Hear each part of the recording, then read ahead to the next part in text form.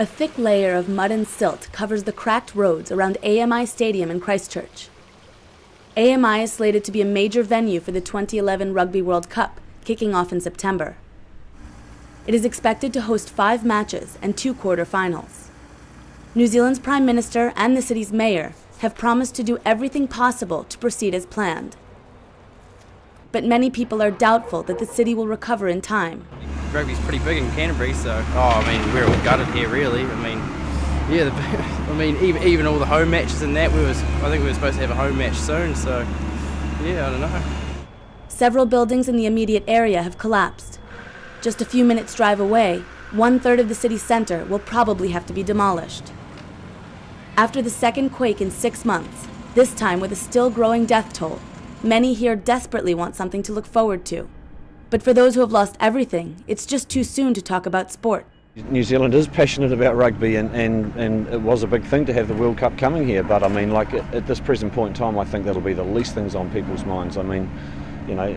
As we all know, with people losing their lives in town, it's just tragic, and I don't know how people can focus on whether we can have the infrastructure to do it or how much money we're going to lose, because that's irrelevant at this point in time, I think. So. At a badly damaged car dealership that sits in the shadow of the stadium, their lot is full of cement-like mud that poured from the ground in many parts of the city when the devastating quake struck. This so-called liquefaction has made one of the Rugby World Cup's main pitches unplayable. Yeah, have it in New Zealand, but not Christchurch. We can't have it. Think about the residents. The people who have lost their homes, etc. They're going to need places to stay. And of course, the last thing we need is rugby teams and tourists coming to Christchurch, taking up beds at motels and hotels and stuff like that, where the residents need it. Indeed, the city is facing a major accommodation shortage, and one of its largest hotels is on the verge of collapse.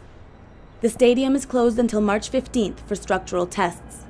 Some mention has been made of moving the Christchurch games to nearby Australian venues. But for the time being, Rugby World Cup organisers say all matches will be played in New Zealand.